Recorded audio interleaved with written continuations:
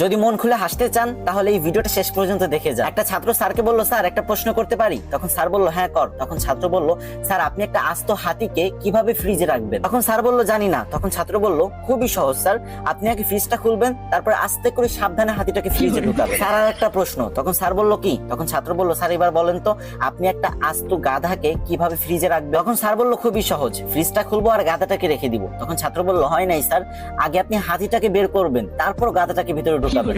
তখন স্যার বলল, আচ্ছা। তখন ছাত্র বলল, স্যার আর একটা প্রশ্ন, বনের সমস্ত পশু পাখি সিংহ মামার জন্মদিনের অনুষ্ঠানে অংশগ্রহণ করতে পারবে, কিন্তু একজন ছাড়া, সেটা কি? তখন স্যার একটু ভেবেচিন্তে বলল, মনে হয় বাঘ, কারণ সিংহ আর বাঘ একজন একজনকে দেখতে পারে না। তখন ছাত্র বলল, হয় নাই স্যার, গাধা, কারণ সে তো এখনো ফ্রিজের ভিতরে। তখন স্যার রেগে গিয়ে বলল, আমার সাথে মজা করিস তাই না? তখন ছাত্র বলল, না স্যার মজা করি না তো, আর একটা শেষ প্রশ্ন প্লিজ স্যার। তখন স্যার বলল, ওকে। তখন ছাত্র স্যারকে আবারও প্রশ্ন করলো, স্যার আপনাকে অসংখ্য একটা কুমির ভর্তি নদী পার হতে হবে, কিন্তু কিভাবে?